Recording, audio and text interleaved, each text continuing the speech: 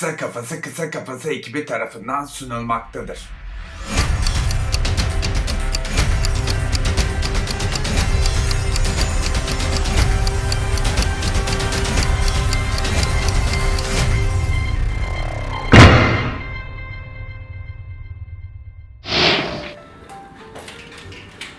Cenk, Ha, sabahtan beri seni arıyorum. görme iyi olmuş ha. Harbi süper.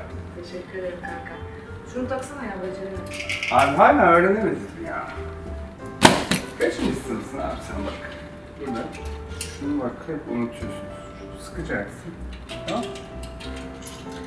Ne diyeceğim sana? Ha, güzel. Geçen gün kısa kafası videolarını izledim oturup. Ha. Şu senin Gizem'le çektiğin aksiyon videosu var ya, Evet. bayağı izlenmiş abi. Ya sorma ya o biraz başıma bela oldu çünkü millet dalga falan geçiyor ya. Ya ben de dedim ki Cenk kusura bakma ama benim neyim eksik dedim. Nasıl abi? Yani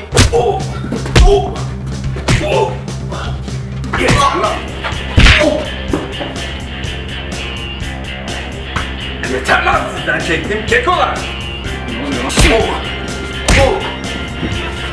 beni bu kadar kızdırmayacaktın Cenk.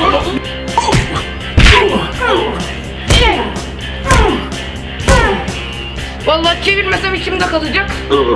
Seni burada yapmıştı, güzel yapmasam içimde kalacak. Of. Vallahi çok iyi geldi, ne yalan söyleyeyim. Yoga gibi yemin ederim. Cengo. Hadi kalk. Bunu her hafta yapmalıyız Cenk. Of. Hadi kalk. Alışıksın sen. Merhaba arkadaşlar, daha önceki bölümümüzde bir aksiyon sahnesini nasıl çekeceğinizden bahsetmiştik. Sizlerden en fazla gelen sorulardan biri de yumruk ses efektlerinin montajda görüntüye nasıl eklendiğiydi. Öncelikle bu sahneleri çekerken oyuncularınızın çekimlerde sakatlanmaması için nasıl yere düşmeleri konusunda dövüş eğitimi veren kurslardan danışmanlık almanıza fayda var. İleride bu aksiyon sahnelerinde oynamayı düşünen arkadaşlar için yere nasıl düşmeleri gerektiği hakkında bölümümüz olacak. Burada Deniz yere düşerken önceden aldığı Aikido bilgilerini kullandı. Çektiğiniz aksiyon sahnesinin montajının daha enerjik olması için sahneyi çekerken önceden size bahsettiğimiz gibi bir dövüş koreografisi oluşturun. Çünkü çekim sırasında oyuncularınız bu dövüşü siz açı değiştirirken tekrar yapacaklar. Ve aynı hareketleri yapmaları montaj fazına geçtiğinizde çok işinize yarayacak. Burada gördüğünüz gibi geniş planda Deniz Cenk'e yumruk atarken diğer çekimde Deniz aynı hareketi yaptığı için Deniz'in kolunun yerine dikkat ederek burada diğer çekime geçiyoruz.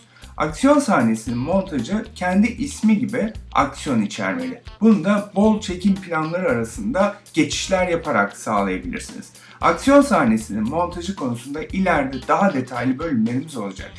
Bu bölümümüzde yaptığımız bu montajı yumruk ses efektlerini nasıl ekleyebileceğiniz üzerine odaklanacağız. Videonun altında çekmeyi düşündüğünüz dövüş sahneleriniz için rahatlıkla kullanabileceğiniz yumruk ses efektlerini bulabilirsiniz. Bu ses efektlerinden hangisini kullanmaya karar verdiyseniz tıpkı önceden görüntüler için seçim yaptığımız gibi başına mark in, sonuna da mark out'a basarak ses efektini seçip yumruğun yüze değmiş gibi gözüktüğü noktaya bırakıyoruz. Bu işlemi yumruğun yine yüze gelmiş gibi olduğu diğer noktalara gelip tekrarlıyoruz. Burada aynı ses efektini peşi sıra kullanmak yerine her seferinde başka bir yumruk ses efekti kullanmanız dövüşünüze daha gerçekçilik katacaktır. dövüş sahnelerinin nasıl montajlandığından bahsedeceğimiz diğer bölümlerimiz çok yakında. O zamana kadar kendinize iyi bakın. Görüşmek üzere.